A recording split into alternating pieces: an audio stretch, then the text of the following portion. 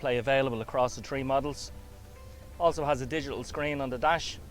So this Renault Arcana, it's absolutely fantastic, and we're going to take orders from October for 221 registrations on this all new Renault Arcana.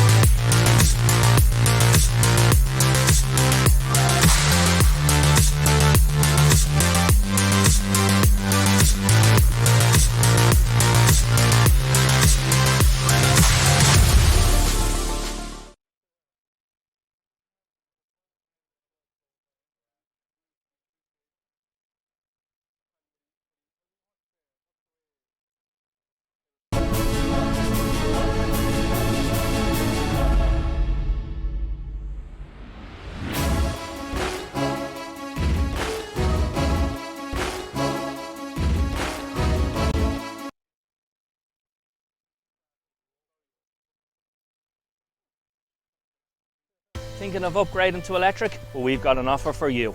We're now offering an extra €3,000 off the price of an all-new Renault Zoe. Including the SEAI grant, that's €7,800 off a brand new Renault Zoe. Finance is available with 0% APR. For more information on this amazing offer, click the button below.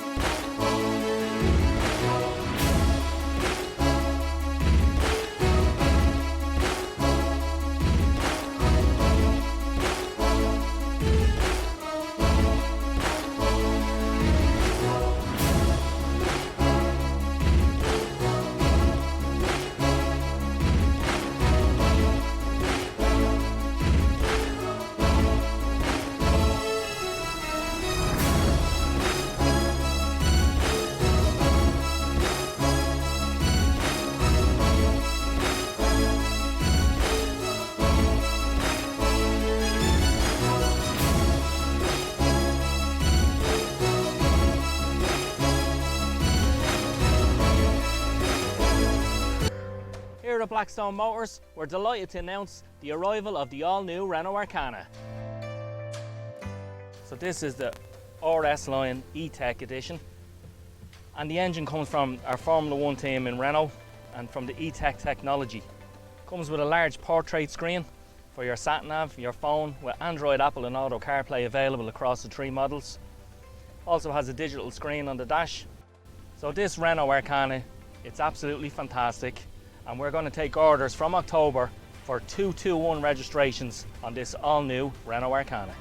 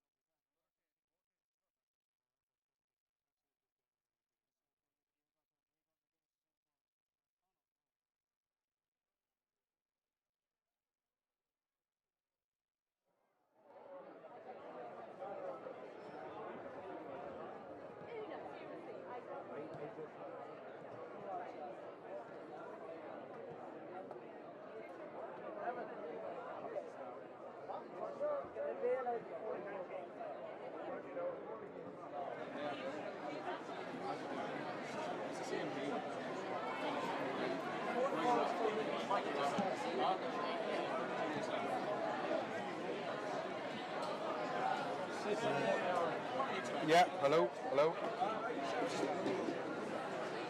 You have all those cars. I think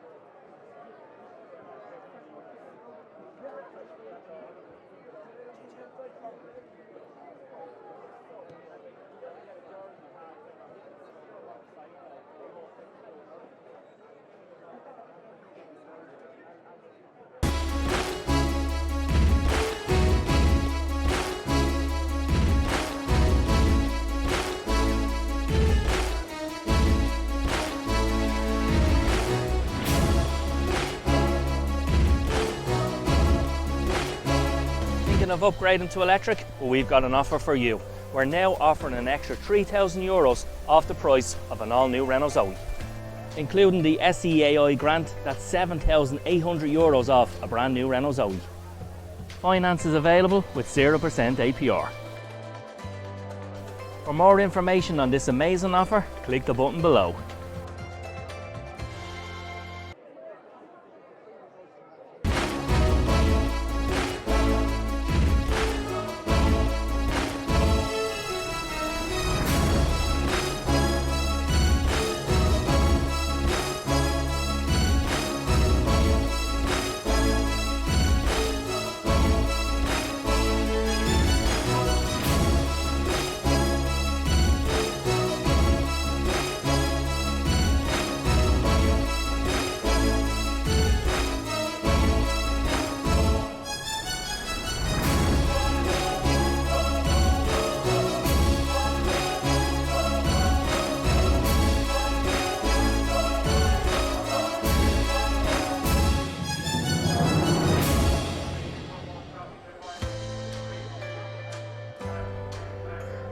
Here are the black.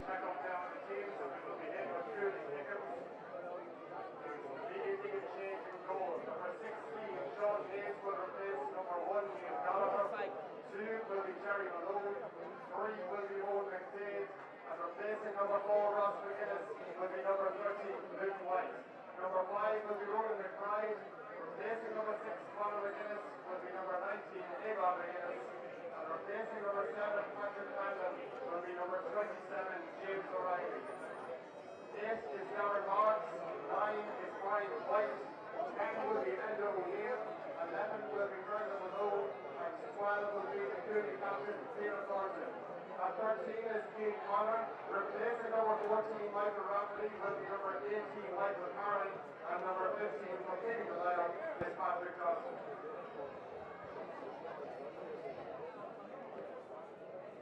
As for St.Fechins in goal is number 1, Niall McDonald, number 2 is Adam O'Neill, number 3 is Niall McCabe, number 4 is Danny Burnell, number 5 is Conor Halkey, number 6 is David Collier, number 7 is Jamie McDonald, number 8 is Glenn Duffy, number 9 is Paul Matthews, replacing number 10, Corey McGonaghy, will be number 18, Sean Harris, number 11 is Colin O'Neill, number 12 is Joseph Corrigan, replacing number 13, Ronan Holcroft, will be number 22, Ryan Walsh.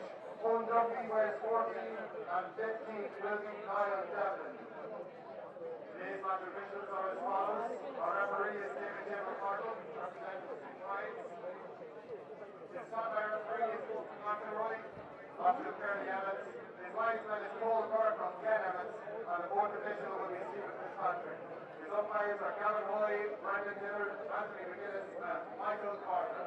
We wish both sets of teams the very best of luck in today's game. Orlando.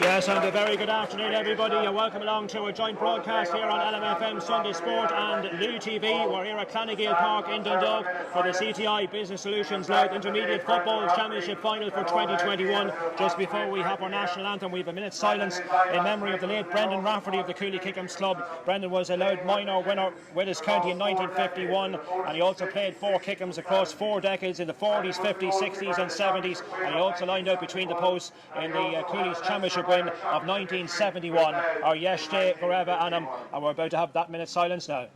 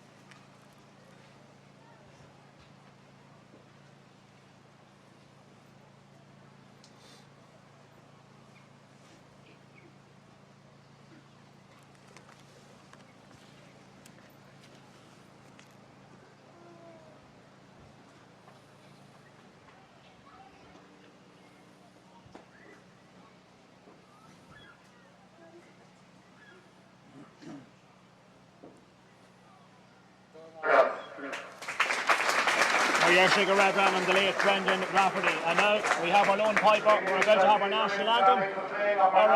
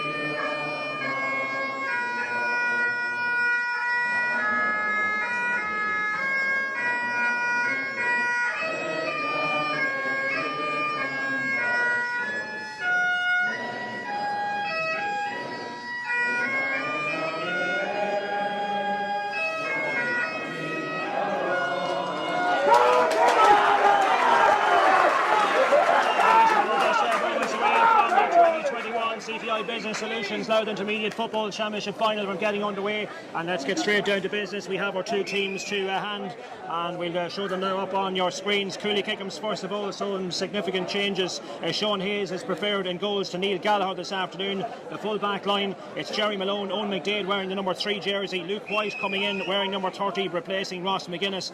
We have Ronan McBride, 19 Aegon McGuinness replacing his brother Connor at centre half back, and also Patrick Hanlon not starting wearing 7. 27 James O'Reilly is his replacement. At centre field it's Darren Marks wearing 8 alongside former county man Brian White, who's at 9. The half-forward line, one of last year's minors, Enda O'Neill, Fergal Malone in the 40, and then we have the team captain Peter Thornton.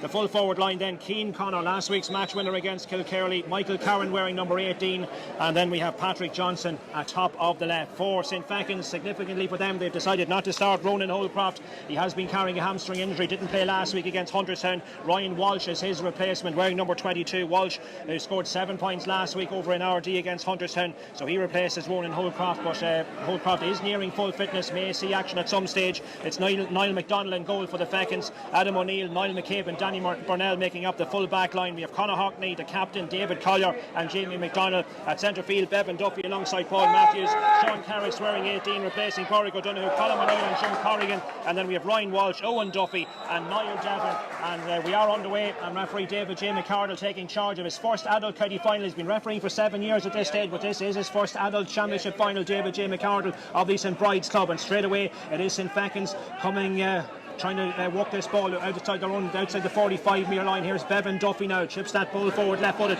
towards Niall Devon. He rolls to the ground, gets his composure back, has an opportunity to score. Niall Devon one of the real veterans and stalwarts of this St. Fechins team.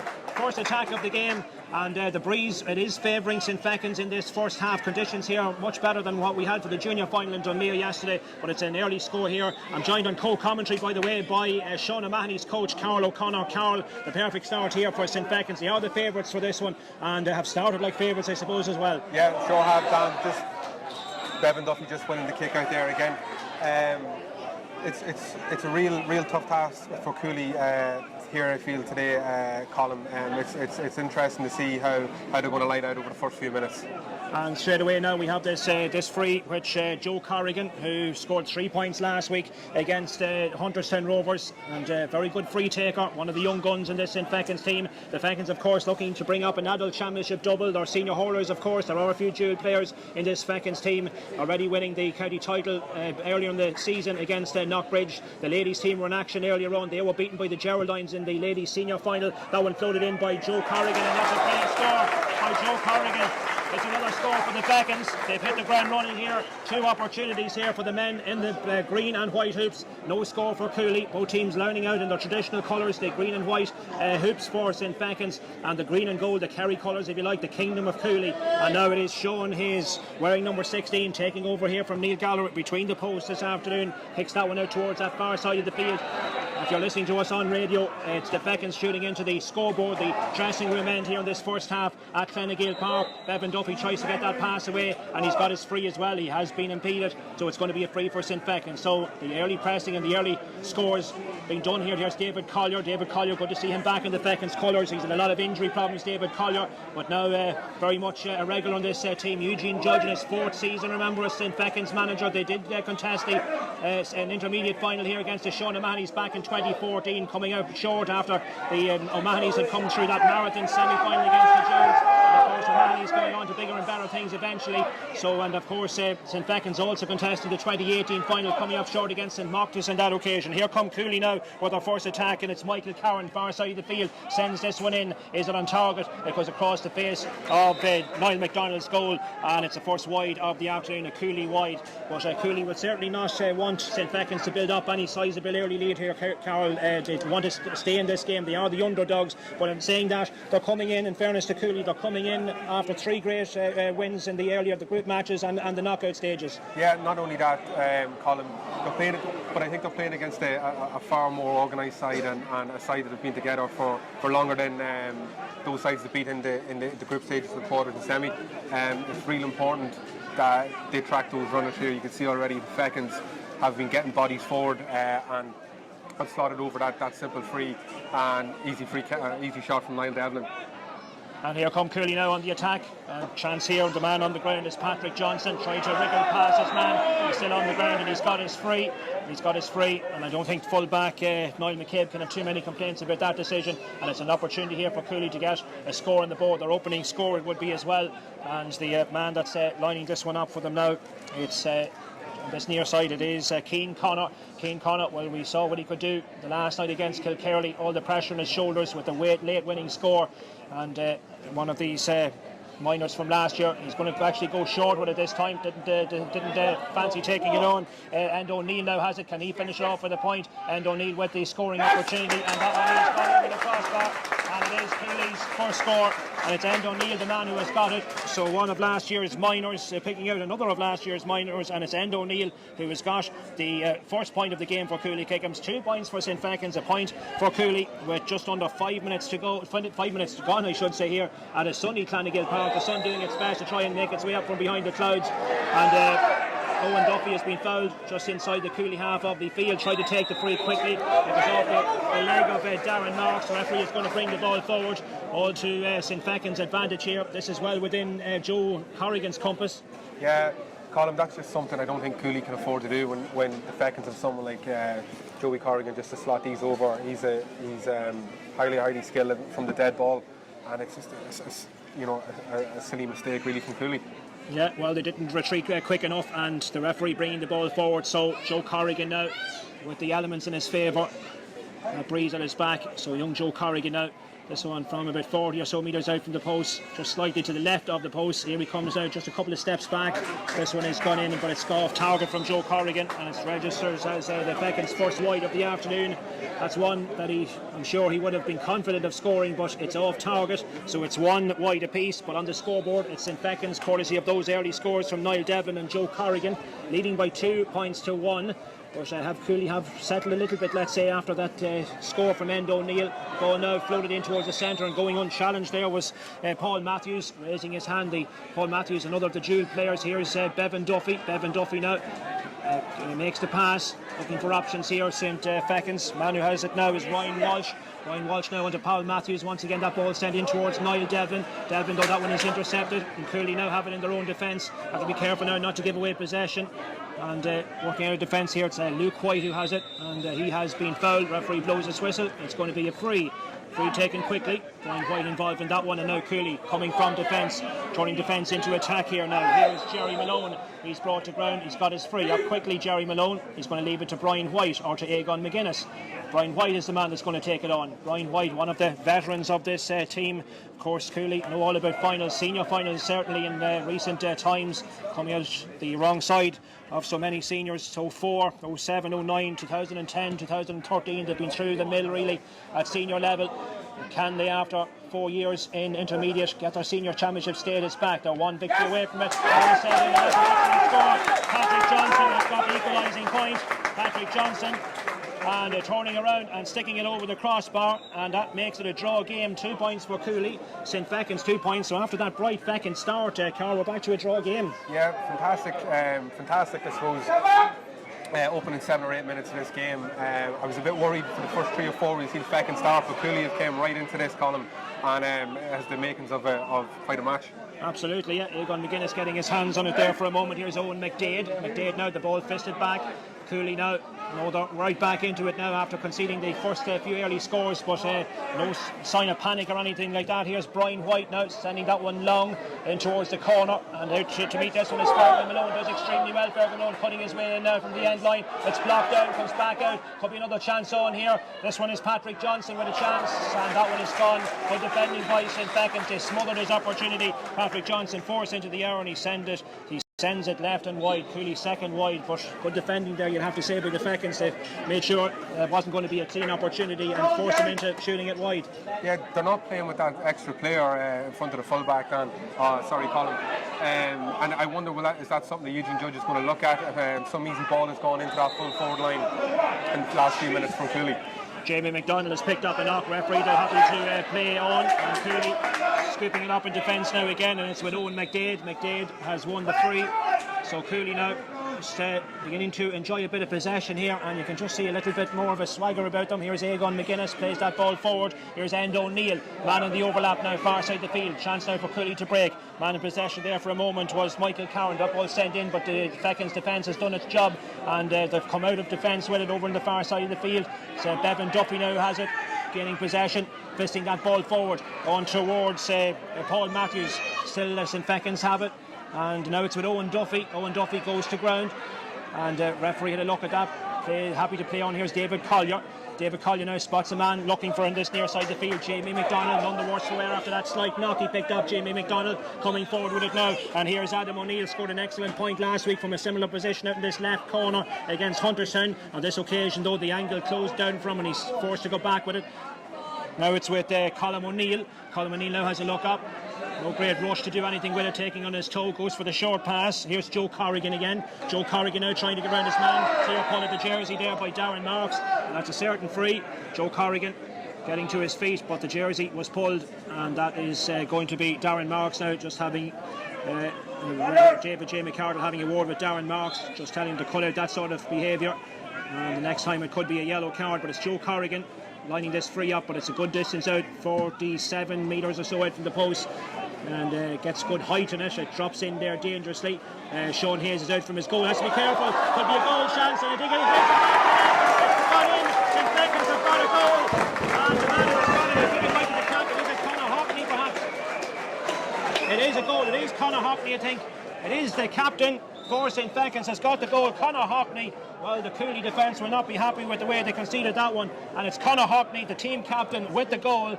And somewhat against the run of play, St. Fechins have scored the first goal of the game, 1-2 to 2 points, and Conor Hockney, leading by example, the captain. Now can Cooley respond at the other end of the field? Up it goes now. Here's coming on to it now. It's Michael Carron. That ball sent in, but it's short into the goalkeeper's hands. Niall McDonald clears it out towards the far side, and Conor Hockney just drops in front of him. He's going to be just about able to keep it in play. Subject of a challenge there from Aegon McGuinness, and that's gone out of play, but it's going to be a sideline ball for Cooley. Cooley now rocked with the concession of that goal, and not a good one. Not too happy to see the replays of that one. Here's Bevan Duffy. Bevan Duffy now intercepting that one. Not coming. It's Bevan now. It was actually Owen who got the first touch, but now it is Bevan. Bevan now coming soloing out towards this near side of the field. Inside now it goes again to Colm O'Neill. Colm O'Neill back in towards the middle. Here's Paul Matthews now. So St. Fechins having given away the last two scores, but the goal now has changed the complexion of this game once more. Bevan Duffy now fisting across, and it's David Collier who has possession. David Collier really just retreating now, getting numbers behind the ball. St. Fechins now playing it forward through Joe Corrigan. The ball played through the centre. Owen Duffy running off the shoulder here, running himself into a position. Didn't connect with it all that well, didn't get the height in that one, and it's an easy enough one for Sean Hayes. Sean Hayes now playing it out, but the goal, St. Fechins, it was a good score to get, given that Cooley had got the last 2 points, but not one defensively that Cooley would have been happy about, Carol. No, Colm, to be really frustrated because the previous 2 players had defended really well and slowed the Fechins down, and then just that mistake by the goalkeeper really has changed the complexion of the game. Absolutely, yeah. Well, Sean Hayes won't be too happy with the way that goal came about, but anyway, it's a 1-goal game, 1-2 to 2 points. Here come Cooley now in the attack. It's Patrick Johnson who has it down towards this corner, and they're giving chase here after him. It's Niall McCabe.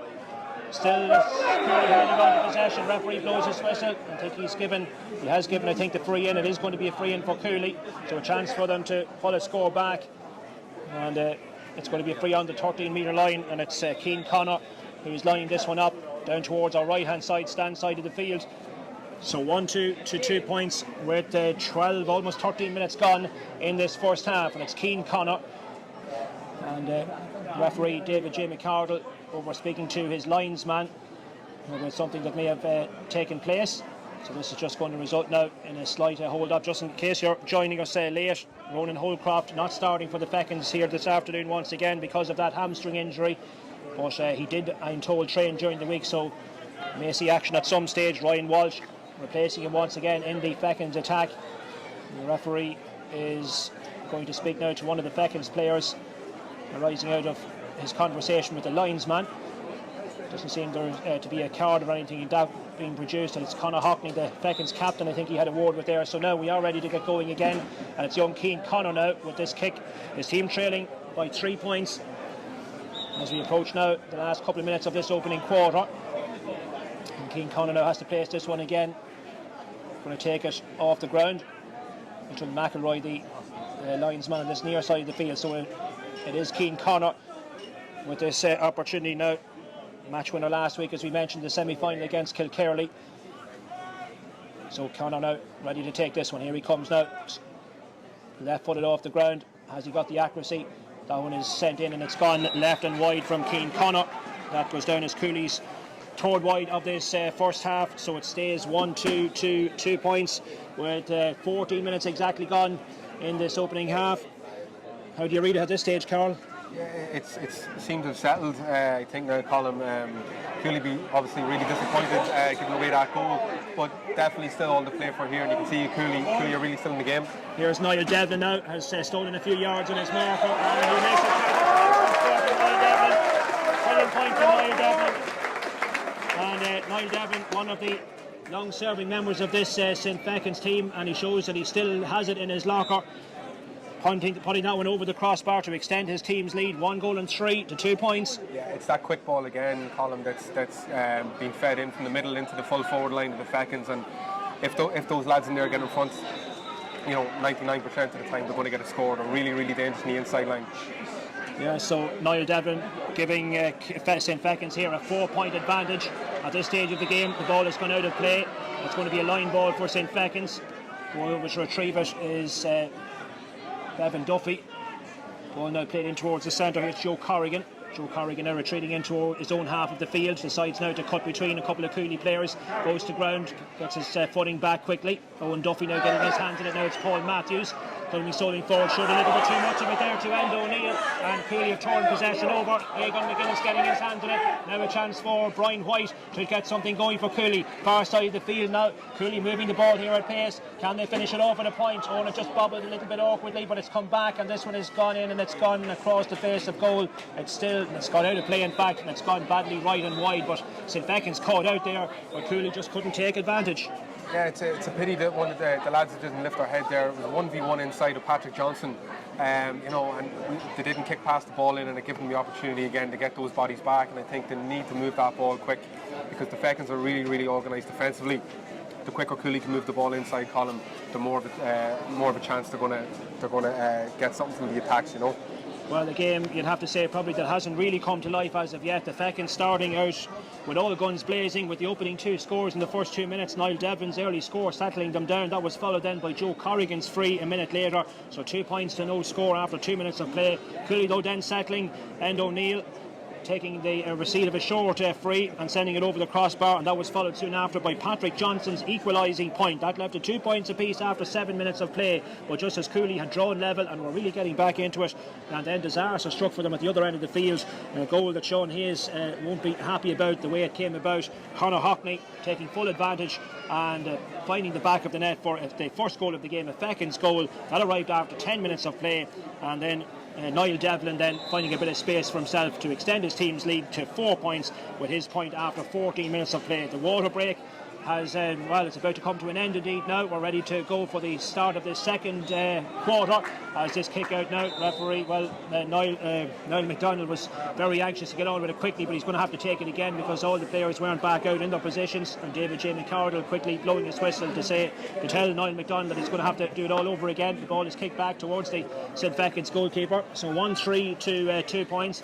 Earlier in the curtain raiser, Newtown Blues had a big win over Cooley in the under-15 final. An impressive performance from Newtown Blues in that game. Seems to be a lot of stars of the future, certainly in that under-15 Blues team. Here's David Collier now as play has resumed. And see that Ronan Holcroft has come in for St. Fechins, and just confirmation of that. Ronan Holcroft comes in to replace number 5, Conor Hockney. And Conor Hockney, the team captain, actually has been taken off, and Ronan Holcroft wearing 13. He hasn't played since the quarter-final when he scored 10 points in the quarter-final, but missed last week's Hunterstown game. Niall Devlin goes to ground. There was a push in the back, and Niall Devlin causing a real nuisance of himself in there. He's a very tricky customer, and he's got his free as well. And the man who brought him down there, I think it might have been, was it Jerry Malone or was it Owen McDade? I think it might have been Owen McDade, but there was a push, and that's going to be a free in for St. Fechins, and it looks as if it's Ronan Holcroft is going to take this one. So a chance here for St. Fechins. Joe Corrigan. And it is Ryan Walsh, in fact. It's Ryan Walsh is taking. Here he comes now, swings it in. Left-footed Ryan Walsh, and he's got the score as well. Ryan Walsh has got the point. We haven't seen all that much of Ryan Walsh so far in this game. He scored 7 points last week against Hunterstown. He's off the mark in this intermediate final. It makes it now 1 goal and 4 for St. Fechins. 2 points for Cooley with 17 minutes gone in this opening half. So St. Fechins now continuing with the left off before the water break, and they've got possession again. It's Bevan Duffy this time, sends this one in, and that's off target from the county man, right and wide. That's wide number 2 for St. Fechins, but always crucial psychologically Carl to get after the water break to get that opening score. So we've had a goal now and 2 without reply for St. Fechins, and they've extended the lead 1-4 to 2. Yeah, Cooley just haven't got their hands on the ball since the restart either, Colin, and it just be worrying now. Ronan Holcroft coming onto the field that Cooley really need to get a few scores on the board to keep themselves in this game, because the Fechins will put it past them if they don't. Here Peter Thornton sending that ball, a good catch, the captain. Ball now out towards this near side of the field. Michael Carron now in possession, forced to send it back in. A torn pass back again out towards this near side. Here's Peter Thornton now, the Cooley captain, once more inside the 45-metre line, trying to take on Bevan Duffy, who's trying to stand him up. Back it goes out to Brian White. Brian White now sending it forward, joining the attack now. We have Ronan McBride across towards the far side. What can Cooley do with this one now? There is score beckoning for them. It's James O'Reilly who has it, and the ball it's still just about in play. James O'Reilly trying desperately to keep it in play, but it's been picked up, that loose one, by the Fechins defence, and it's been sent out, and a chance now for Paul Matthews to launch a counter-attack here for St. Fechins. James O'Reilly did well to keep the ball in play, but it only found, in the end, I think the pass only found the Fechins man, so the opportunity has come and gone, and now St. Fechins a chance for them right through the centre. They're coming breaking forward. And that ball is dropped for a second there by Ryan Walsh, but it's picked up, the loose one, by Owen Duffy. Owen Duffy was looking for the free, the referee not having any of it. Sent long by Peter Thornton down towards this corner. This is promising now. The man in possession here is Patrick Johnson, running in towards the centre, slams on the brakes. He fancies his chances, goes for the score, and it's knocked over the crossbar. It's Patrick Johnson with the point. Johnson just about making it. The goalkeeper just happy to see it go over the bar rather than coming back off the crossbar or anything like that. It has gone over. It makes it 1 goal and 4 now to 3 points. But Cooley, well, it's a point back for them. It's their first score since Patrick Johnson's earlier effort. They've had to wait 12 minutes indeed for that since their last score. Ball now breaking at the centre of the field. Cooley hands on it. Man who in possession is Jerry Malone, running into a couple of challenges. St. Fechins, Paul Matthews there goes to ground, but referee playing the advantage. Cooley now in possession, looking for it is the far side of the field. James O'Reilly once more. A couple of players jostling for James O'Reilly getting there in this one. Was it brought down? Notice of the referee. It's gone out left and wide. Clearly we're looking for the free out of that. They haven't got it. It goes down as their 5th wide of this first half. It's 1 goal and 4 to 3. 20 minutes gone in the first half. It's that quick ball that's getting real success, Colin, for both sides. There's no team causing real trouble by running at the opposition. That quick pass inside, it's doing the damage for both sides here. So I think every time Cooley have the ball around the middle, the Fechins are leaving a 2v2 or 1v1 in there, and they really need to exploit that. Referee meanwhile is blowing for a free. It's going to be a Cooley free, and it's going to be brought forward I think as well. And it's going to be Aegon McGuinness that's going to take it. McGuinness looking now for options, looking for the short option, goes short with it. Has made the forward run. Aegon McGuinness looking for the pass, he gets the pass back. That ball flicked forward now. Ronan McBride in possession, down towards the corner, just raced a little bit too far ahead of him. Can he control it again? He can, and he has picked it up off the ground and he's giving away the free. Truly running into trouble there and giving away the free. Fechins free, not a very accurate one. Paul Matthews asking a lot of Paul Matthews to try and win this one, but he's doing his best in the far side of the field, and it has been scooped up by a Fechins man, and looks like Ryan Walsh is in there very close to the sideline. Referee blows his whistle, and the free and the sideline ball has gone Cooley's way. A couple of players now just pushing and shoving a little bit. Brian White is over there, referee blowing his whistle again, and it's going to be a line ball for Cooley. They still trail here by 1-4 to 3 points. We have reached now the 22nd minute of this opening half. Here come Cooley now. Brian White on the attack. There, Cooley player going to ground off the ball. Still Cooley have it though. Could be an opportunity going and begging here. This is Jerry Malone who has it. The ball is sent in. Is it on target?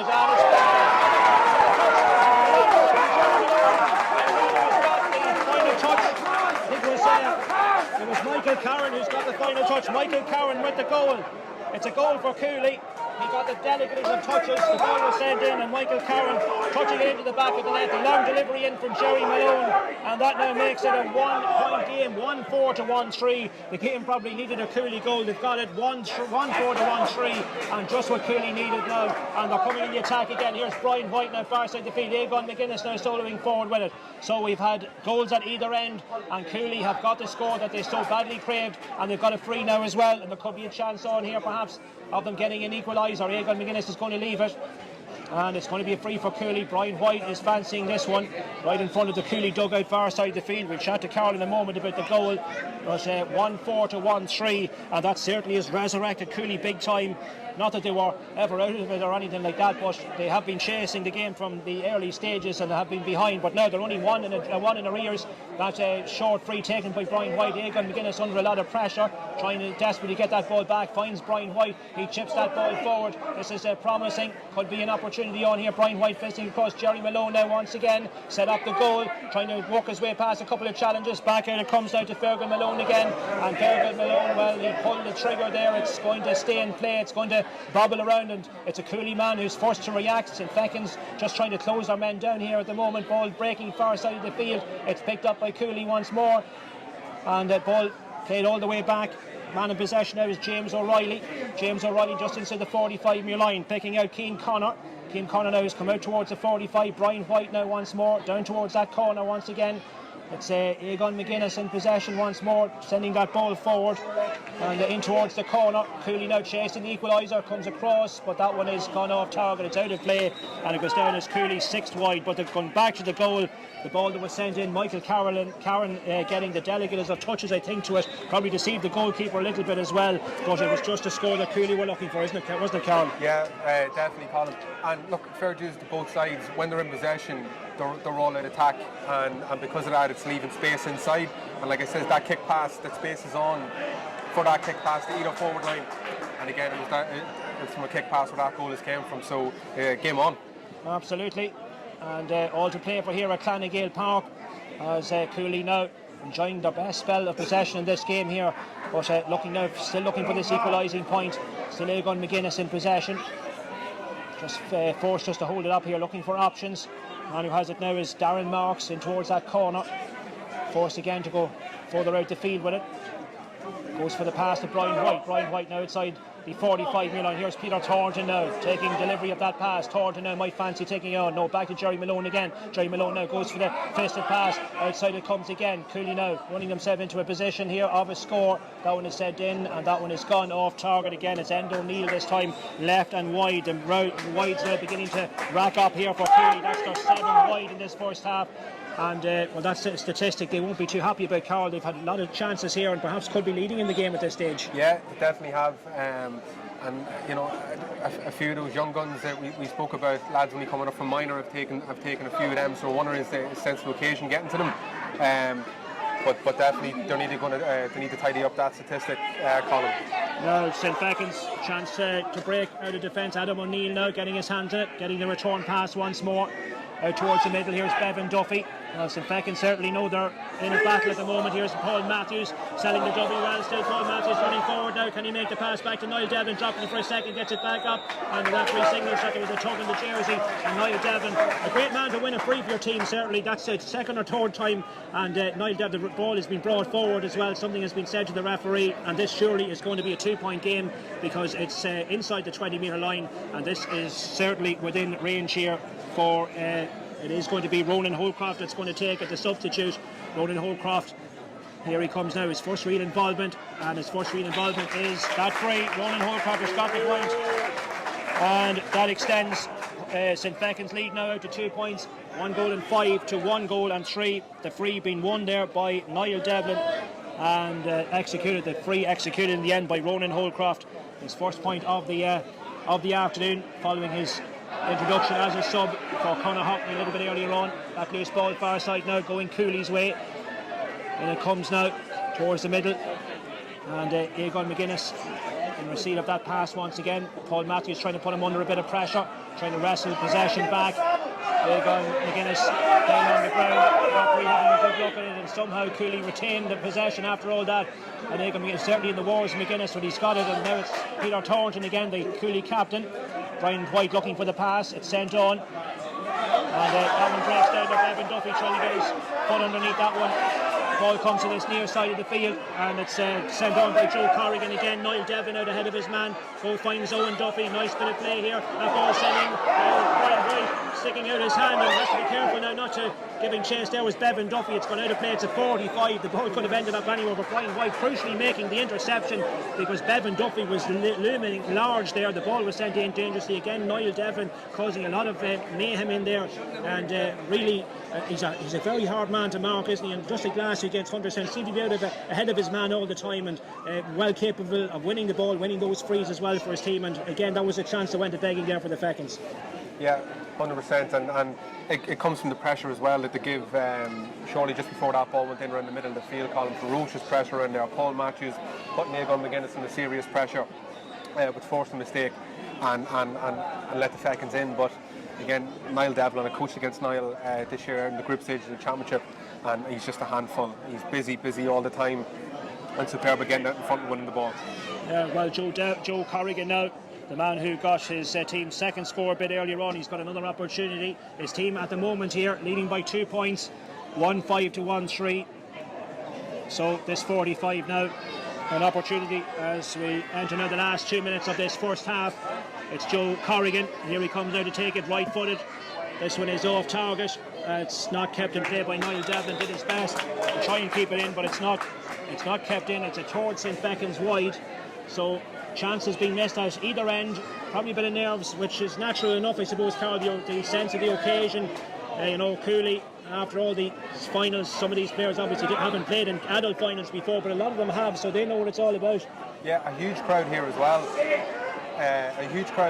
In fairness, Colin, which is going to add that extra pressure. Sorry. Here's Bevan Duffy now sending that ball forward, finding thinking at his brother Owen Duffy. What can he do with this one? Goes for the score and gets the point as well. One Duffy to the other, and it's Owen Duffy who's got the point. This is a good response by the Fechins. They've kicked now the last 2 scores, and it's Owen Duffy now putting his team 3 points to the good, 1-6 to 1-3. In fairness to the Fechins, they've responded well after giving away the goal.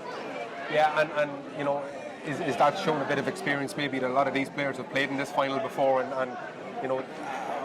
have had experience of this occasion, possibly, but they never kind of felt themselves under pressure when Cooley got that goal and clocked a few more points up, and now a bit of daylight between the two again. Yes, 1-6 to 1-3. We're in the run into half time. That loose ball won on the far side of the field by Bevan Duffy in towards the middle now once again. So St. Fechins might have another opportunity here, but that's a little bit of a loose ball, and asking a lot of Niall Devlin to try and reach that one. Keane Connor is back there. Keane Connor doing well, showing his defensive strengths on that occasion. Sean Hayes, the Cooley goalkeeper, quickly off his line and out from his goal. Egon McGuinness now in possession, far side of the field. So Cooley, having done so well to get it back to a 1-point game, are now trailing by 3 again. The last 2 points going St. Fechins' way from Holcroft and Owen Duffy. 2 additional minutes minimum at the end of this first half. That ball sent long by Owen McDade. Didn't reach its intended target, but it's fallen out to Jerry Malone. Jerry Malone now coming bursting through. Was it ball? Referee says no, back out it comes again. Could be another chance. Oh no, it just goes over the head. The communication. Really not happy that the referee didn't award a free there for Jerry Malone. But no sign of the referee's whistle. David J. McCardle probably had claims, would you say, of a free in there? I would say so, Colin.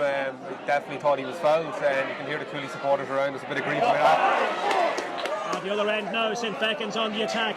Man in possession now is Ronan Holcroft. That ball sent in, but another wasted opportunity. Another chance gone at begging. It's gone left and wide. That's 4 wides for St. Fechins. Cooley have had 8 misses at the other end, so 12 wides in total being recorded between the two teams. 31 minutes gone in this first half. It's St. Fechins at the moment by 3. 1 goal and 6 to 1 goal and 3. St. Fechins looking, of course, they are a Division 1 league team, but they would dearly love to make that a senior double in terms of getting back up to the senior championship. It's a decade ago since they won the junior at the expense of Glen Emmets, who won the junior themselves yesterday in Dunleer. But there were those two intermediate final disappointments from 14 against the Shonamanis, and also back in 18 against the Moctus. Bevan Duffy doing well now to pick up this loose ball. Has spots a man who made the run. That was Jamie McDonald, but doesn't go as far as Jamie McDonald. But Joe Corrigan now has it, and he has been fouled. Joe Corrigan wins the free. This could be a chance here of a score. Joe Corrigan is just outside the 45-metre line, and Corrigan is going to leave it to Ronan Holcroft, I think. Joe Corrigan decides not to take it on. It's going to be Ryan Walsh, in fact, that's going to take it. So it's Walsh, the man with this opportunity. He's got 1 free so far in this game. This one is much further out, though. So Ryan Walsh now, one of the dual players, already with a senior hurling medal to his credit from this season. Here comes Walsh now. This one is gone in, and it's the umpire's taking a good look at it, but it's gone left and wide. Wide number 5 for St. Fechins. They're almost level and wides now at this stage, but on the scoreboard where it matters, it's the Fechins 1-6, it's Cooley 1-3. 3 points between the teams. We're now on the stroke of half time. Here comes the kick out from Sean Hayes, and there is the half time whistle from referee David J. McCardle, and it is St. Fechins who will turn around at the start of the second half, defending a 3-point lead for themselves. 1-6 to 1-3 is the half-time score here at Gael Park. We were some people probably were expecting a high-scoring game in terms of what the teams have produced so far in the campaign. Both Cooley and St. Fechins have notched up big scores in their earlier matches. Carol, hasn't quite turned out that way, not as of yet. No, not as of yet. Colin, but again, this is a championship final. Both teams obviously are going to be a bit sceptical about not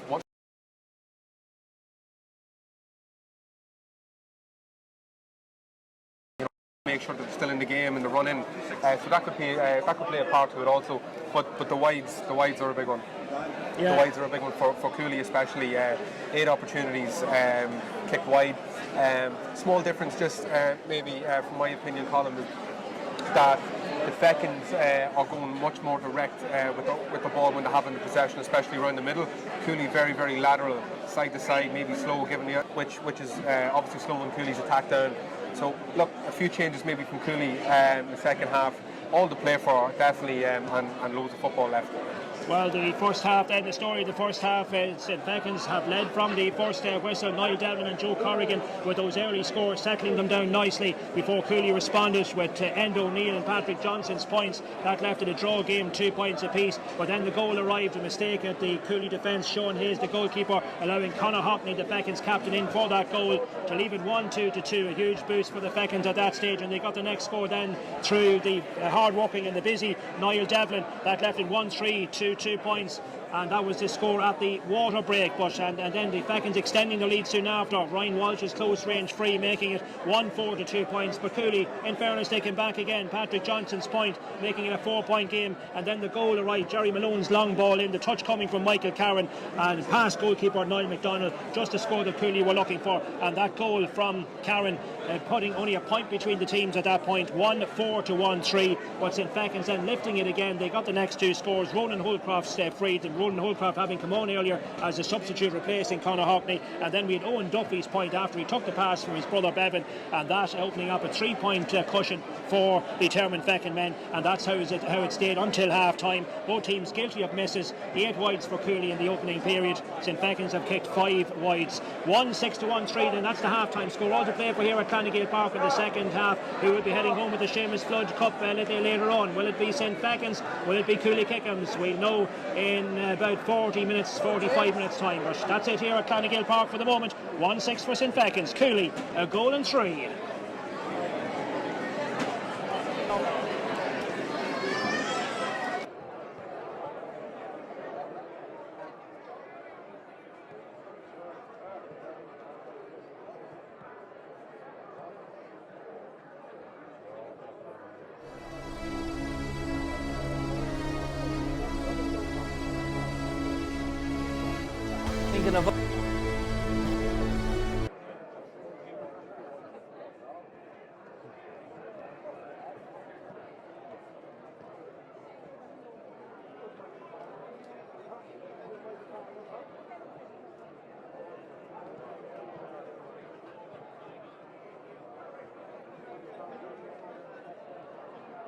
Thinking of upgrading to electric? Well, we've got an offer for you.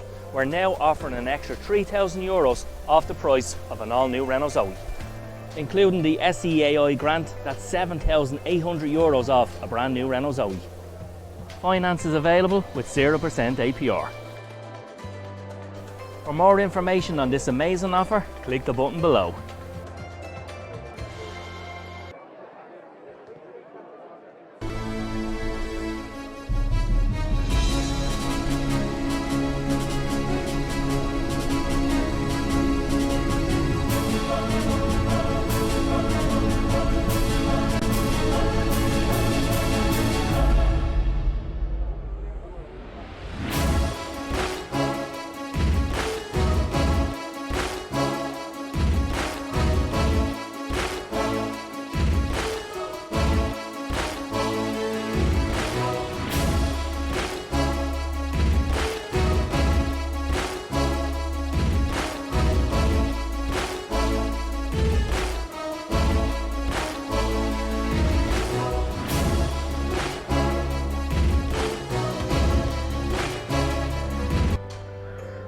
Here at Blackstone Motors, we're delighted to announce Bringing you to half-time of this year's CTI Business Solutions Intermediate Football Championship final.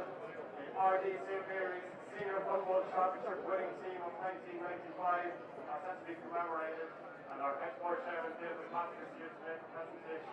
Managed by Declan Smith, Gael McDonald, Sean Walsh and Gabriel McKenny, they made St. Patrick's in Provincial scoring of 114 to 7 points. And the following representation from that squad is here this afternoon. I give a big round of applause, please, to Tommy Pairc, Pat Callan, Sean Collins, Ken Rooney, Alan Rooney, Brendan Kern, Eddie Gray, Brian Sharkey, Nicky Rooney, Michael Morris, Darren Dickey, John McGauley, Mark Keenan, Hugh Durgan, and John Ray.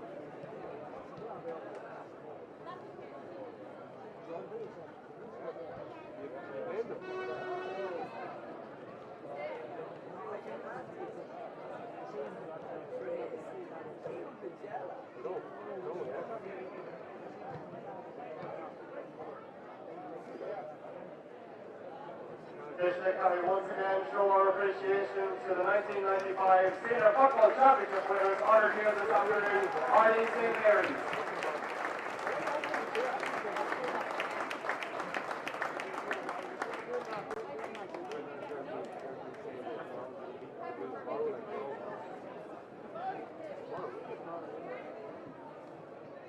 Do I need 4 more? I know you're pushing it. I'm not even in the will.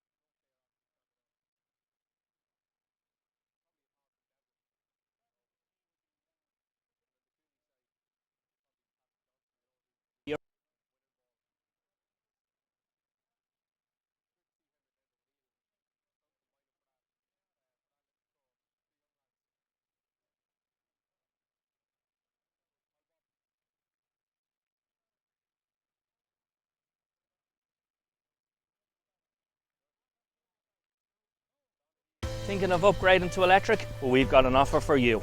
We're now offering an extra €3,000 off the price of an all-new Renault Zoe. Including the SEAI grant, that's €7,800 off a brand new Renault Zoe. Finance is available with 0% APR. For more information on this amazing offer, click the button below.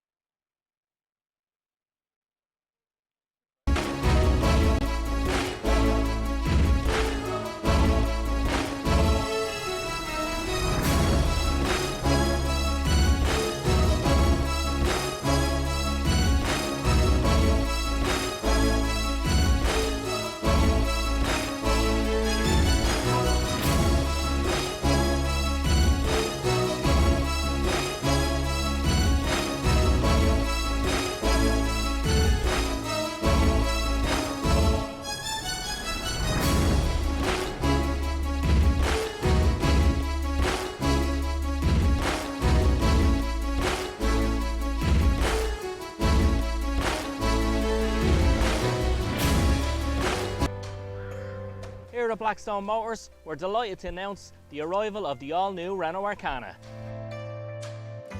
So this is the RS Line E-Tech edition, and the engine comes from our Formula 1 team in Renault and from the E-Tech technology. Comes with a large portrait screen for your sat-nav, your phone, with Android, Apple and Auto CarPlay available across the 3 models. Also has a digital screen on the dash.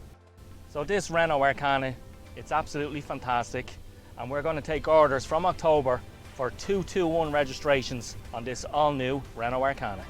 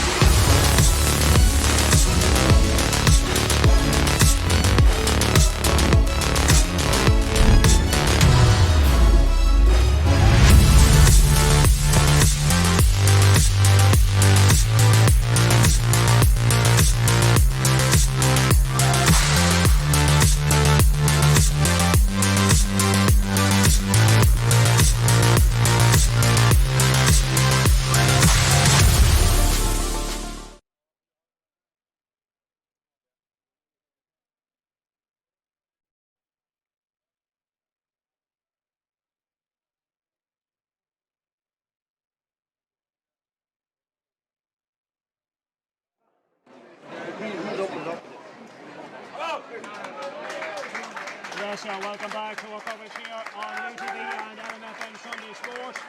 Half time, Cooley just emerging now from the dressing room for the start of the second half. Cooley turning over with a 3-point deficit to make up. 1-6 for St.Fechins, 1-3 for Cooley in the CTI Business Solutions Louth Intermediate Football Championship. As things stand, it'll be St.Fechins bringing the Seamus Flood Cup back to Termonfeckin this evening, unless Cooley can turn this around in the second half. St.Fechins actually have never won the Flood Cup in their history. It's been, of course, in those recent finals, but they've actually never won the Flood Cup.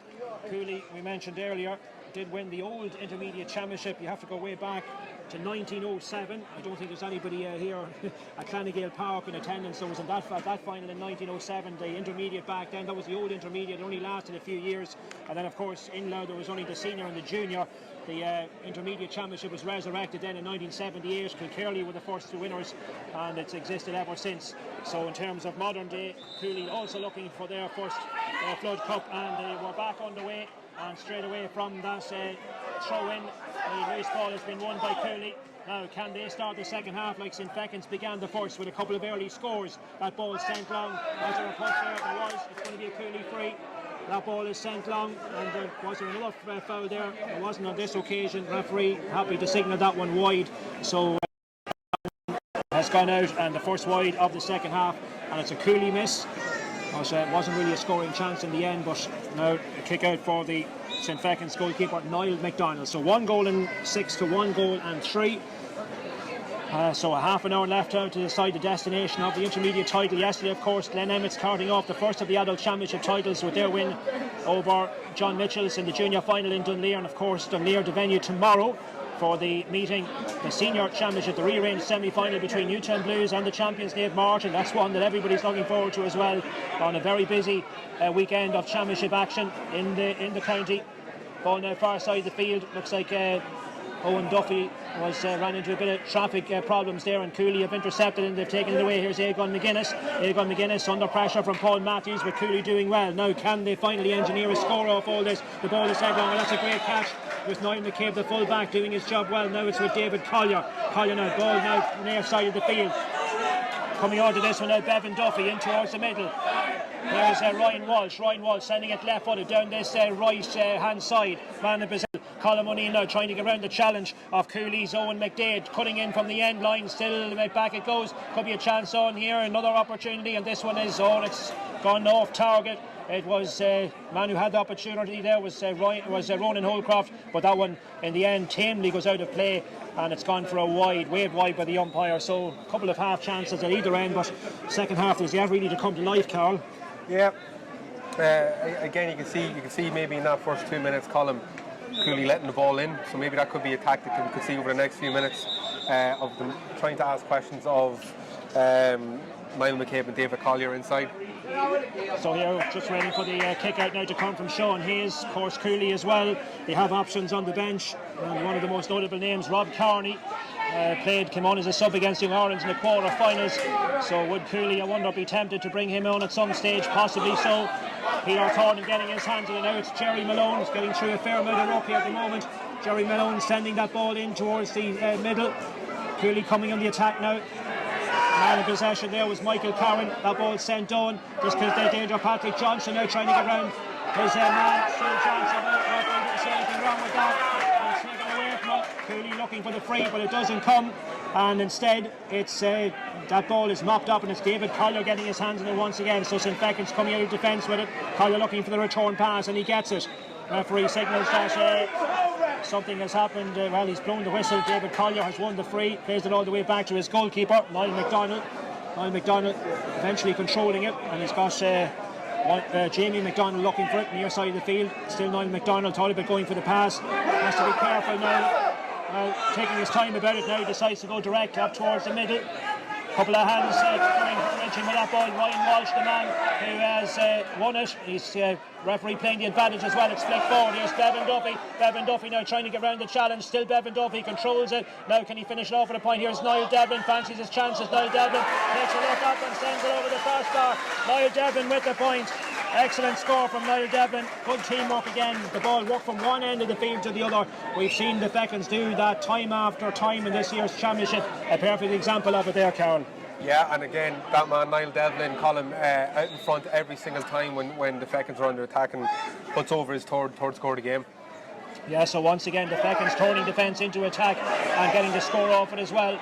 Ball now breaking, and the Fechins still coming forward. Now here's Paul Matthews on the 45-metre line, goes for the inside pass. Man in possession now was Sean Kerris. That ball sent forward. This is danger. Could be another chance on here. It's Jamie McDonald. Niall Devlin trying to control it as well. Comes back out as far as Colm O'Neill. Colm O'Neill now three Cooley players giving chase. He's down towards the corner, a little bit isolated now. Colm O'Neill does well to hold on to the ball. Has he been fouled? And he has, it's going to be a free. It's going to be a free for St. Fechins. A free in.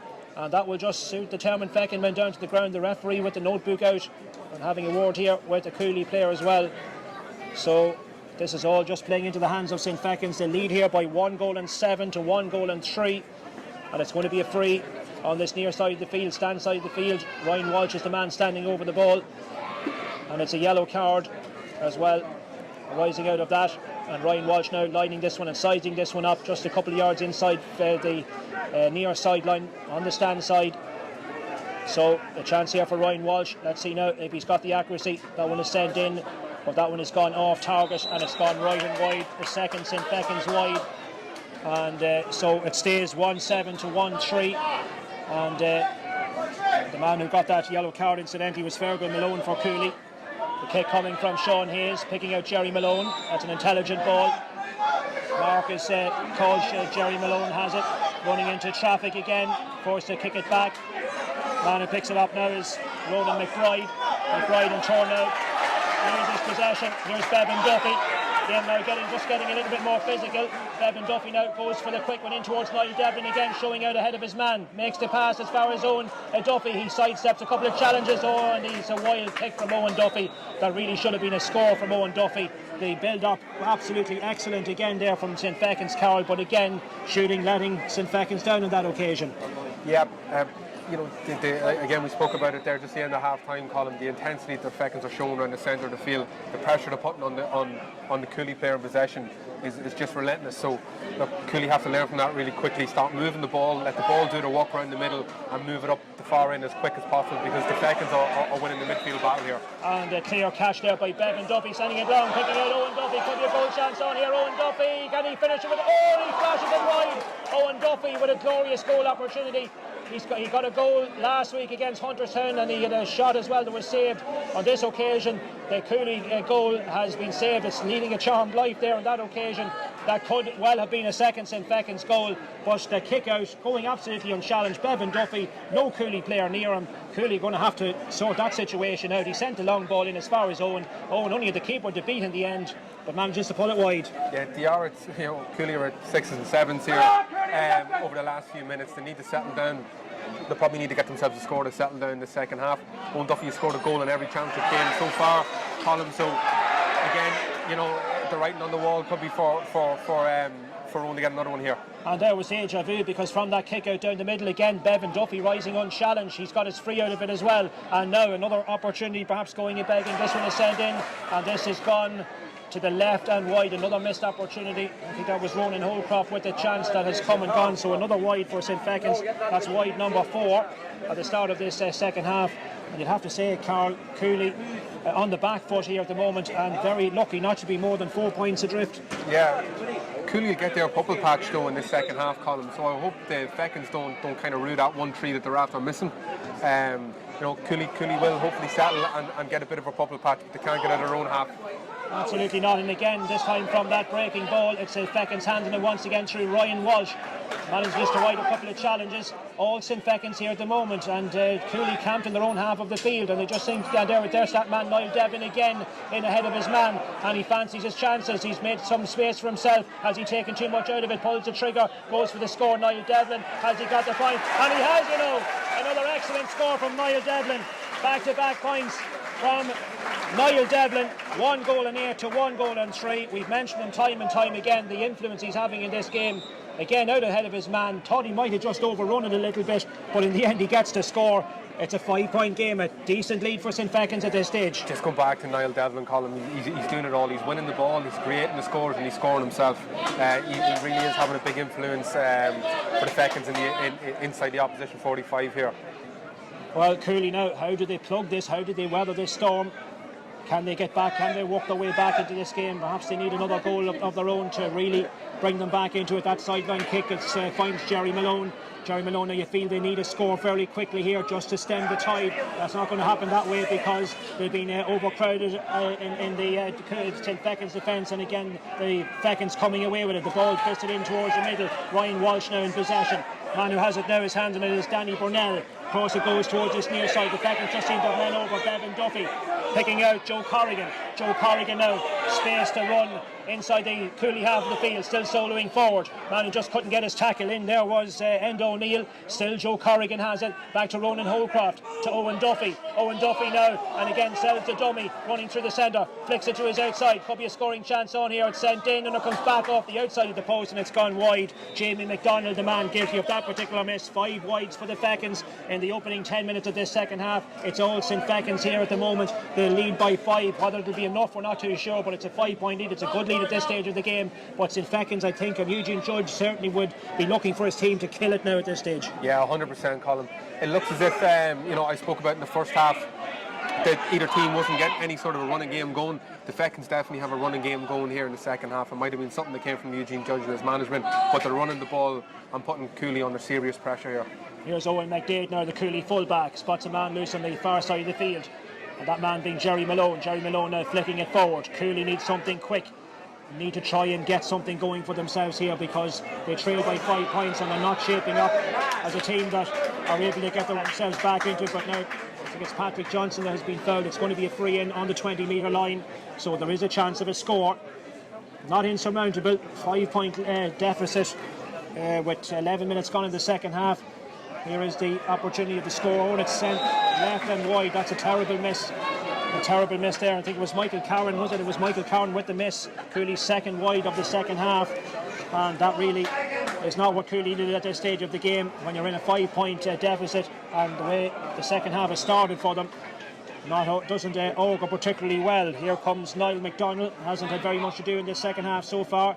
That kick now didn't get much height in it, but he finds one of his men, and that was Joe Corrigan, and that ball is sent long. And when dangerous, going to break in, Niall Devlin in behind the defence. Can he find the target? Good save. It's been smothered by Sean Hayes, and it's been way for a wide, but Niall Devlin did get a touch on it. I thought it might have come off the keeper, but not so. The last touch was Niall Devlin's, but again very close to another St. Fechins goal, and again Niall Devlin moving himself into those sort of situations. Yeah, he's so dangerous, Colin. He's really standing out like a sore thumb in this game. Excellent save by the keeper there. Small bit of redemption maybe from that mistake in the first half. Yeah, all credit to Sean Hayes. Got his body behind that one to deny Niall Devlin. Now Cooley, can they take a bit of inspiration from that latest St. Fechins miss at the other end of the field? They have it now through Michael Carron, fisting it inside. Back it goes now to End O'Neill. End O'Neill now, first time now, that's a great bit of play. Was Bevan Duffy who took the ball away from him, and Bevan Duffy goes to ground and gets the free. Taken short by Bevan Duffy. Man in the overlap now, here is Jamie McDonald. Jamie McDonald now decides to go along with it. Again looking for Niall Devlin. Again he's out ahead of his man. Collects it beautifully. Now trying to hold his composure. Real jostle going on. He goes to ground, and on this occasion it's coming off best as Luke White getting the ball. The referee says that he has been fouled, and it's going to be a free out. I think it was Peter Thornton, indeed it was the player that won the free. The Cooley captain plays it all the way back to his goalkeeper Sean Hayes. But is there a kick in Cooley, you wonder? Here's Owen McDade. Owen McDade now flicking it in towards the centre. Cooley now again trying to turn defence into attack, coming forward with it now.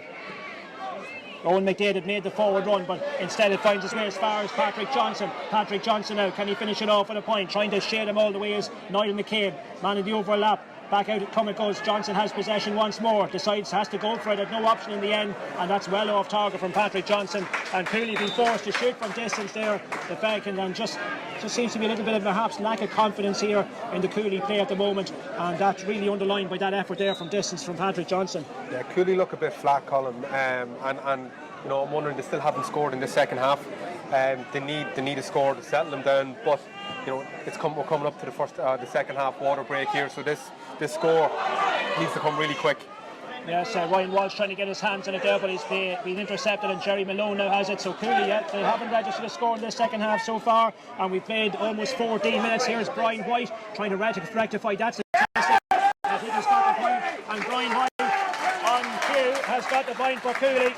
It's the first score of the second half, and it's come from former Kerry man Brian White. Exactly 14 minutes into the second half. 1 goal and 8 to 1 goal and 4. They're just about hanging on in there. It's a 4-point game.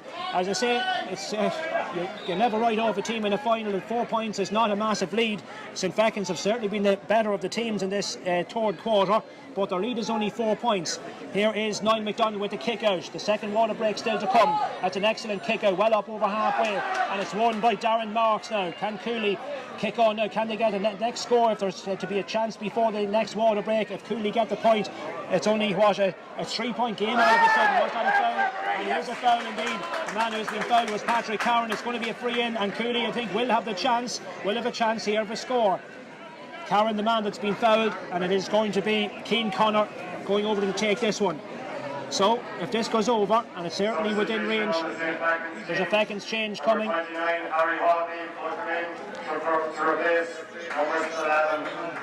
Colin O'Neill is coming off, and Harry Hockney, who was also introduced as a late sub in the match against Hunterstown last week.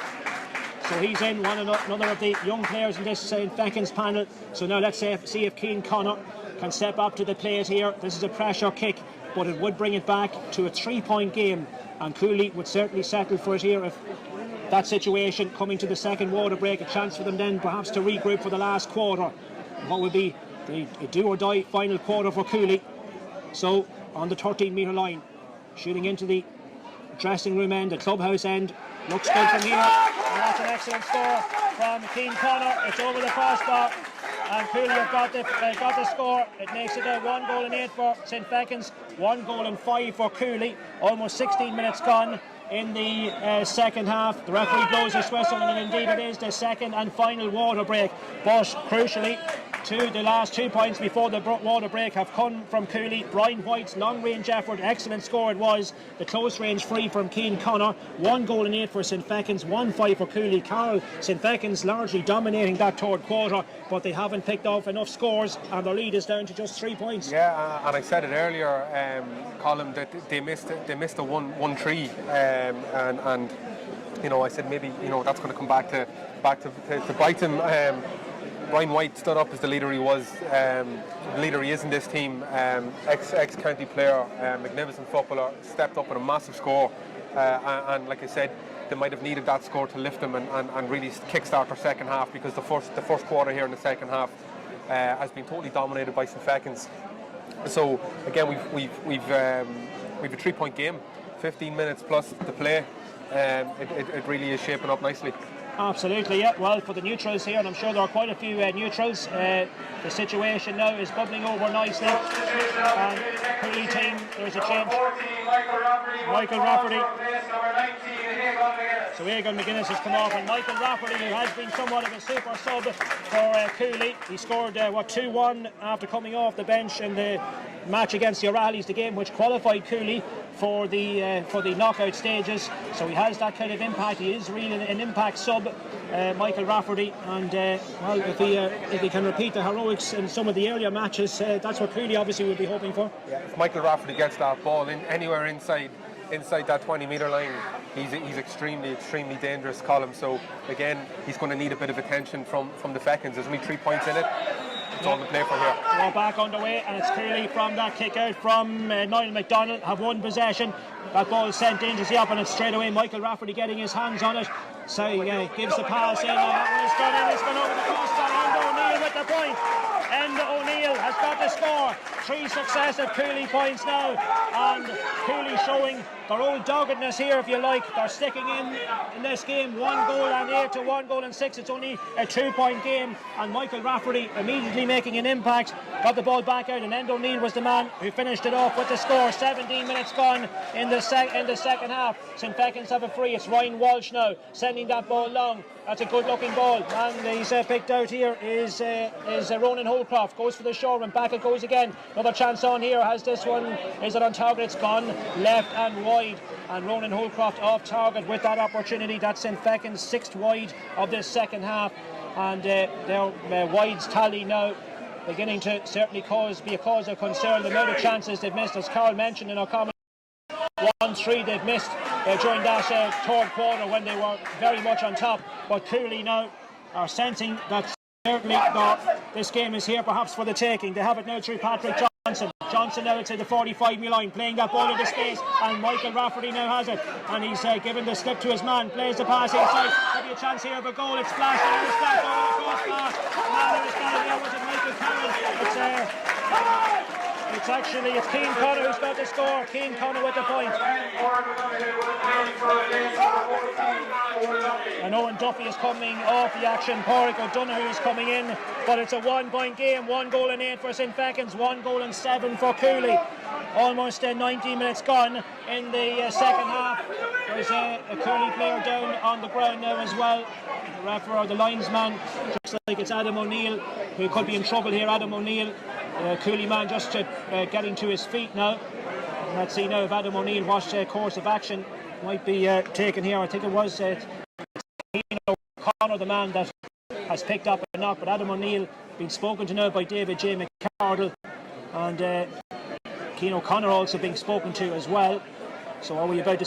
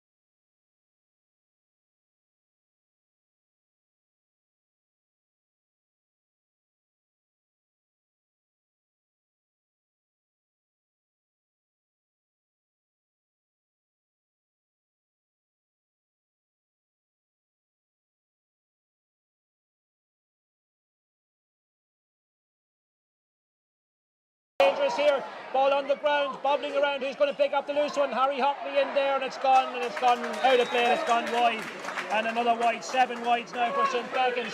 For a moment there, look, another change in the Cooley team. Richard Brannan, the gooch. So Michael Cowan. It's anyone's match here, 26 minutes gone in the second half. Michael Rafferty has drawn Cooley level. It's taken them 26 minutes into the second half to get the equalising point. And now let's see how this game pans out in the next few minutes. The ball is sent down, a wasted effort, and out over the sideline. The Fechins now, a little bit of panic stations perhaps setting in. They're in a real battle.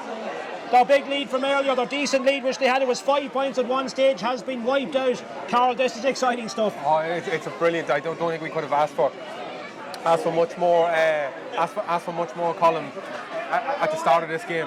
1-9 each. Get into the last 2 minutes of normal time. Again, Michael Rafferty, we said anywhere inside the 20-metre line he was going to be dangerous, Colin, and he proved that there. Won the ball, turned and popped it over with his left foot. Yeah, that ball now sent down along this near sideline. We have about 27 minutes to 3 minutes or so of normal time to go, plus injury time. The momentum has swung back in Cooley's favour. Child challenge going in, referee playing the advantage. Fechins out coming in the attack. Is there a winning of the game? Neither of those teams. A reminder at the news level at the end, we will have a replay. There's no extra time. It will be a replay if it is a draw. Ball now dropping as far as Jamie McDonald. Here's Niall Devlin once again. Rolls to the ground, trying to keep possession, trying to pick out his pass. He finds Ryan Walsh. That ball sent in. There's a danger. Ronan Holcroft has it. Can he make the pass? Oh, and it didn't work out, but Paul Matthews picking up the loose one. Back out it comes. Adam O'Neill now. That ball is sent in. Is it over the crossbar? It's gone. Left and wide. Left and out the Fechins. Left and wide. They have missed so much in this second half. Number 23. Jamie McDonald is coming off for the Fechins. Matthew Flanagan is coming in. We have 28 minutes gone. 28 minutes gone in the second half. The Fechins with the latest change. There's nobody leaving Gael Park, I can tell you early here. But the Fechins, again, the chances are coming and going. They're not taking advantage of their opportunities. And Cooley have dragged themselves level, and who knows, they might still win this game here this afternoon. The ball sent in towards Richard Brennan. Back out it comes now. A long delivery played forward, this time by Patrick Sheehan. Patrick Sheehan will just drop for a second by Brian White. Brian White now, does he fancy it? Just for a second I thought he was going to pull the trigger. Back out it comes here to Fairbairn Malone. It's short and it's gone left and wide. It's pulled wide, a fourth Cooley wide, and it's still very much there for the taking. Just about a minute and a half of normal time, and whatever else has to be added with injury time. But Carl, is there to be a winner? Do you think there's going to be a winner on this afternoon? Is there still a chance for either of these teams? Or? Yeah, there's definitely still a chance, Colin. Whoever's going to hit this next score, if it comes, is going to have nerves of absolute steel. Well, there could be a hero here. Could it be Bevan Duffy, I wonder? Bevan Duffy now, man in the overlap. Still Bevan Duffy goes to the pass. Here it comes now. Could be a chance on. And it's Ronan Holcroft. Holcroft is sent it on. 2 minutes to be added. Ronan Holcroft, the substitute, has landed the score, and he's put the Fechins back in front. Ronan Holcroft with the point. Is that to be the match winner? We have 2 minutes of injury time to be added. Almost half an hour each now in the second half. And Ronan Holcroft with the point has given the Fechins back their 1 point lead, 110 to 1-9. Cooley need a response, and they need it almost immediately. They trail again by a point. The kick out, short kick out. Oh no, it's a solution, not the best of kick-outs. Could be another scoring chance on here. Another change on the Fechins team. Here's Ryan Walsh. He's going to go for the score. Oh, and it's gone right and wide from Ryan Walsh. Tried to do a Maurice Fitzgerald there, and Carroll didn't quite come off. It would have been a spectacular one. It probably would have sealed the deal for the Fechins. No, but Colin, this being, I suppose, Devin's advocate here, he could have carried the ball and killed the game completely there. He might have another opportunity. He sent this ball forward. Here's man in possession now is Brian Devlin. Brian Devlin now the substitute. He goes for the point. Has he got the score? Devlin comes back in. It comes back down off the post. Ryan Walsh on the follow-up. Could be another chance. Ryan Walsh happy to take his point. Ryan Walsh has got the score. It didn't come off first time, but now it has gone over the crossbar. And it's 4-4. The man who has got it, I think it was Harry Hockney. Harry Hockney has got the point. That could be the two scrubs have got the last two scores. 111 to 1-9. The Fechins with a 2-point lead. They have victory in their grasp. Cooley now probably need a goal to win the game. And Brian White not happy with the referee's decision there. But Hockney and Ronan Holcroft with back-to-back scores. 31 minutes gone in the second half. The Fechins on the cusp of victory now. Have they done enough to win it? That's a loose looking pass. It might work out for them though. All about possession now as much as anything else. Here's Ryan Walsh. Ryan Walsh now, man in the overlap. Couple of options now, plays it back. But that score, that vital score from Hockney, following on from Ronan Holcroft. Here's Bevan Duffy now, coming in the attack for St. Fechins. He's dragged to the ground, Bevan Duffy. That's as good as a point surely at this stage of the game. Bevan Duffy knows, and he clenches his fist. He knows that decision and that foul may just be the last, almost the last action of this game. It's a free, and it's going to be the goalkeeper. It's Niall McDonald coming up to take it.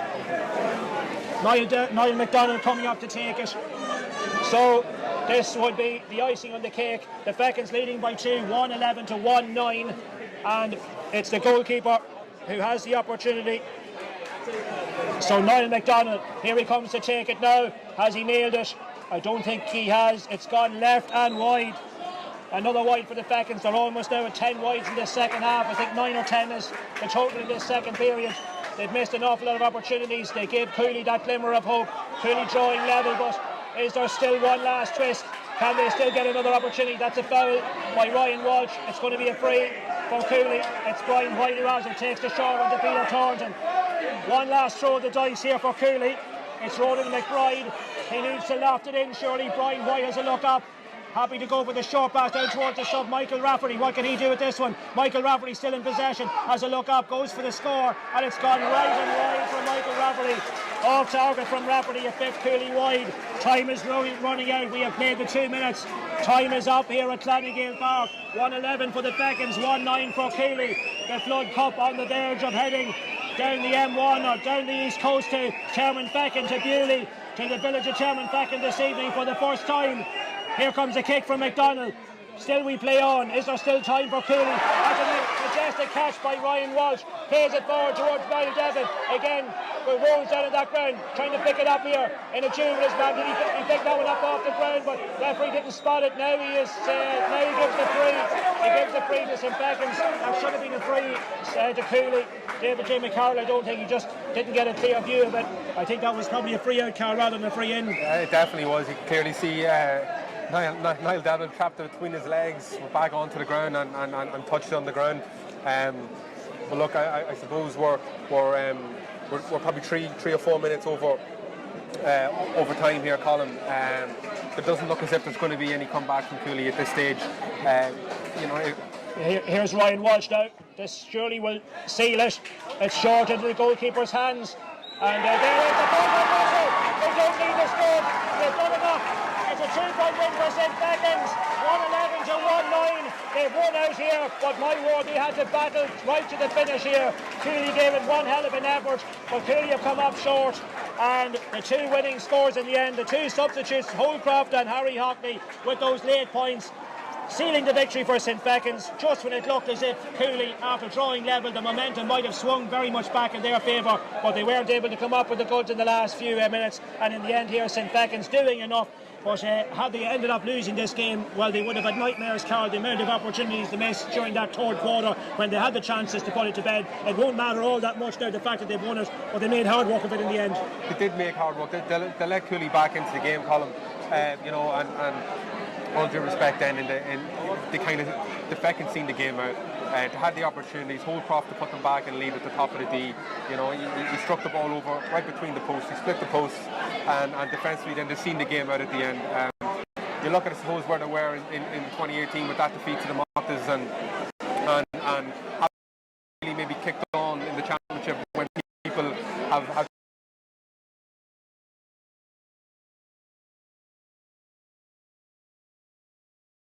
It's probably nice to see the best team actually win and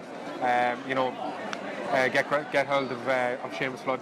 Yeah, and I mean, justifying the favourites tag in the end here, it's been a long road to this point, as you mentioned, Carl, those 2 previous finals when they went in with high expectations, but this is very much a club in the up. The hurlers, of course, going strong. The women's element of the team obviously very strong at the moment now as well, contesting a senior final, and now the intermediate team winning this championship. They're into the senior championship now once again, and this is this group of players, it's still a very relatively young group. There's a lot of emerging talent in that Fechins team, and they look like a team perhaps now that will be able to kick on, do you think? Yeah, definitely, and not only do they have a lot of players who've been around for a long time, who've played adult from an early age, so they're coming into their prime as well, and then you're adding in all these young lads, which is only going to bode well for them in the future, and how well the club are actually doing at all age levels. I would say though as well, just flipping it quickly, Colin, if you don't mind, to Cooley, how they haven't performed in the intermediate championship for the last number of years, and you'd be really happy with their season. Obviously it's not nice to lose, but I just mentioned earlier 7 of their 9 scores came from 3 18-year-olds. So looking for the future for Cooley, it's good for them as well, and they'll be looking to kick on and hopefully fight for the intermediate championship next year. Yeah, you mentioned Cooley. I mean, at the outset of this campaign, a lot of people would have been writing them off, and judging in the last 3 years since they came down from senior, they were more in relegation trouble than in contention for a title, Carol. And having lost to Hunterston in the first game, it wasn't a good performance. They had no complaints on the day, really. They were second best, but after that they just seemed to regroup, and the results they had, and even the performance today, certainly would suggest that perhaps now within the next couple of seasons they will maybe come back and win an intermediate title. Yeah, 100%. I think it's very widely known and loud that the intermediate championship is the most difficult to win. It's the most competitive, and they'll be happy now with you still have the likes of Richard Brennan coming on, Aegon McGuinness as well starting the game, Conor McGuinness as well, who's still in that panel. So those other statesmen who maybe are coming towards the tail end of their career, and it's there to guide those young lads and maybe help them. But look, Cooley be disappointed tonight for the next few days. But sitting back and maybe looking at the season gone by, they'll be relatively happy and good to see I suppose the introduction to all those young lads over the last season or two. Just mentioning quickly the goalkeeper Sean Hayes, who had an absolutely outstanding second half. And again he'll be hurting tonight. Just for that sort of mistake in the first half that led to that first led to the Fechins goal. He'll be hurting, but look, if it's any consolation to him, he made 3 or 4 excellent saves in that second half, and again someone taking over the reins from Neil Gallagher, an ex-county stalwart for years, and Cooley stalwart. So look, the future is bright for Cooley. But again, it's all about the Fechins today. Absolutely, yeah. Just a nice moment there, just as you were speaking, Carl. Niall McDonald, the Fechins goalkeeper, coming up to get a picture taken and a hug with his grandfather down in front of us here. So these are the kind of moments that are very special. Players who've waited so long for this kind of moment to come around to win a championship at long last after years of trying. And I suppose as well, another man I want to mention here on St. Fechins on this big day for them, their late PRO Michael Mooney. Michael Mooney was a tremendous stalwart, a great committee man for St. Fechins over a long number of years, a tremendous PRO. He passed away earlier this year. His daughter Michelle has taken over the mantle as club PRO, but Michael Mooney certainly looking down, I'm sure, and a very proud man today if he were here.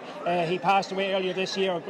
Massive loss to his family and to his community and to the Fechins club. And Michael, well, I'm sure the Fechins will be dedicating this victory to you today and all the recently deceased members of the Fechins club. They've been a long time trying to get over the finish line in intermediate. They've done it today. It was a hard slog at the end, but they've won it by 2 points. The final score here, my thanks indeed to my match analyst today, Carol O'Connor, to the team here, our commentary team, and working behind on the scenes here on our commentary from Gael Pairc.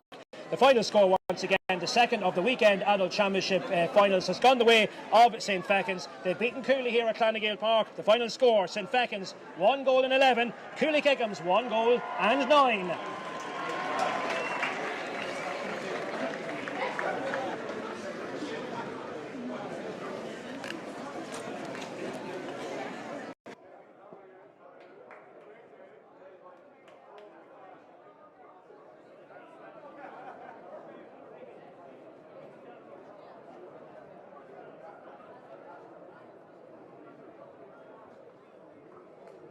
Could we have both teams to the presentation area, please? We have both teams out to the presentation area. Thank you.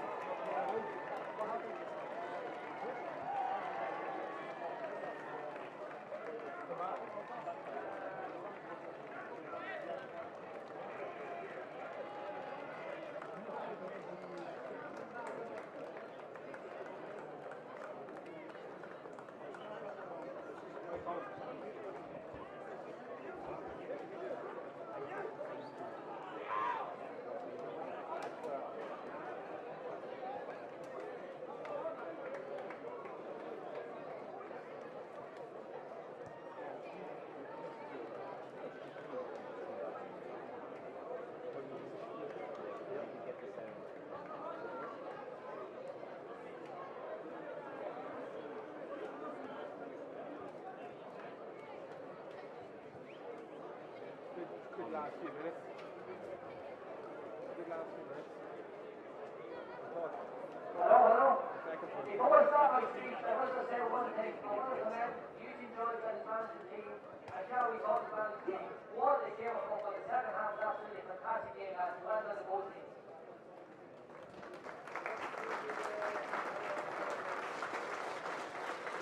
Ladies and gentlemen, on behalf of the Live 24, I'd like to thank you for attending this afternoon's CTI Business Solution Intermediate Football Championship final. What was, I said, I was an absolutely tremendous game of football. First of all, I want to extend my commiseration to the Cooley Kickhams, who put up a fantastic performance today. If you look back at the performance, not only this afternoon, but in all the championship matches this year, you have to perform admirably. And as I said here, it's a long time since I've seen that kind of, performance from Cooley, and I know I hope it's long before you're back.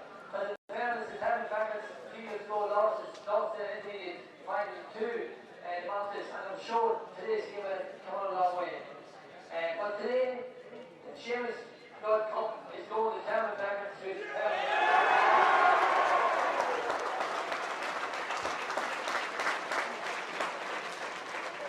I want to congratulate St.Fechins. You were one of the winners this afternoon. All the hard work, undoubtedly worked very, very hard, and in fairness, it was actually a fantastic performance. And in fairness, as I said here, the management team under the stewardship of Eugene George is something, and in fairness, you say, we're winning the Seamus Blood Cup today. I would also like to thank match officials, referee David J. McDonald, linesman Ultimate Boy, and Paul Buck, photo official and a new young fellow called Stephen Fitzpatrick, and all our umpires. We've done a tremendous job here today. I would also like to thank our sponsors, CTI Business Solution, Billy Law was here today, for their continuous long-term support for the IGA, and Billy will be coming in a few minutes to present the Man of the Match award, which will be named in a few minutes' time. I would also like to thank the volunteers here this evening. I'd like to thank Charlie Gael for having today's parents in such splendid honour. I'd like to express our gratitude to all the stewards and volunteers who helped us work today. They worked hard and have done a fantastic job, and go away well. I also want to thank the new TV team of Shane Cunningham, Joe McGuinness, Mark Bourne, and our country PRO, and Constantly Wigan, our operation manager, for the hard work this year. It was an absolute fantastic service, and of course it was launched last year, and it's been a huge benefit to IGA from both here and afar. Special thanks also to Anko commentators Colin Cowrigan, Stephen Yeo and Dan Bannon, and our co-commentators of Farmer Connor, Ogie Harmon, Jimmy Murray, Carl O'Connor and Sean McDonald. So let's move on right away. The first body before we present the Seamus World Cup to this year's St.Fechins, I want to call the Man of the Match award, and the Man of the Match award goes to number 15, Niall Garrett.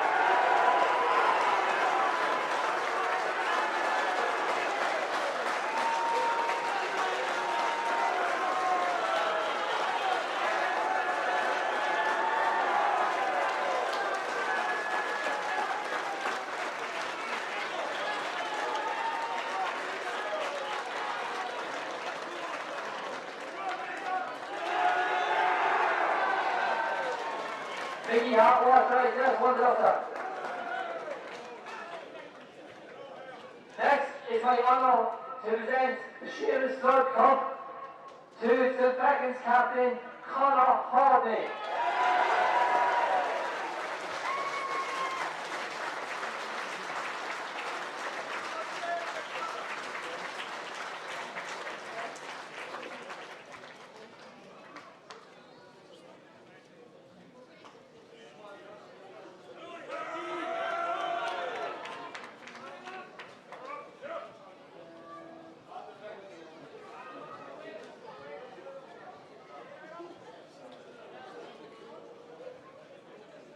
Before I give Colin the right, you want to say a few words, Colin?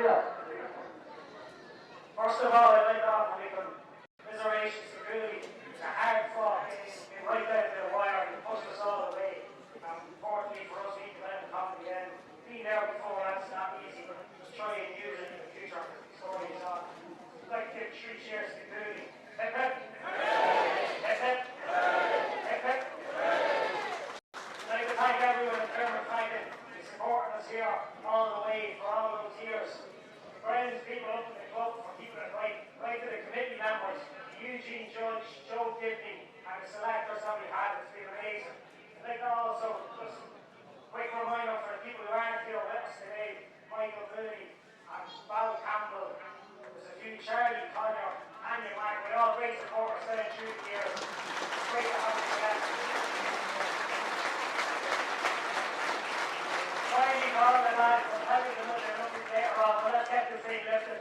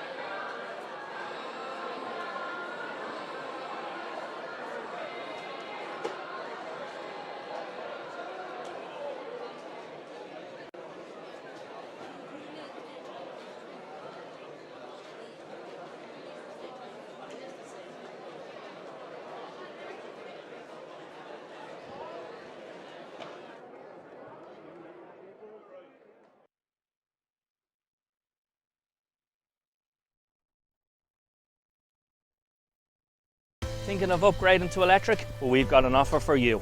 We're now offering an extra €3,000 off the price of an all-new Renault Zoe.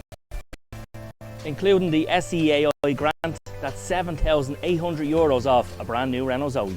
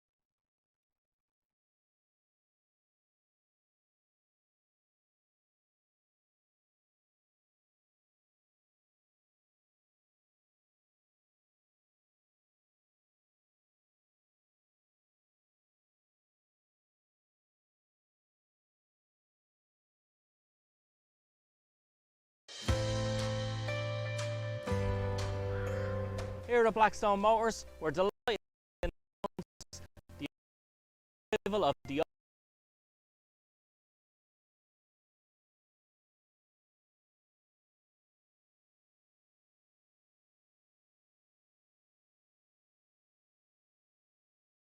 portrait screen for your sat-nav, your phone, with Android, Apple and Auto CarPlay available across the 3 models. Also has a digital screen on the dash. So this Renault Arcana, it's absolutely fantastic, and we're going to take orders from October for 221 registrations on this all-new Renault Arcana.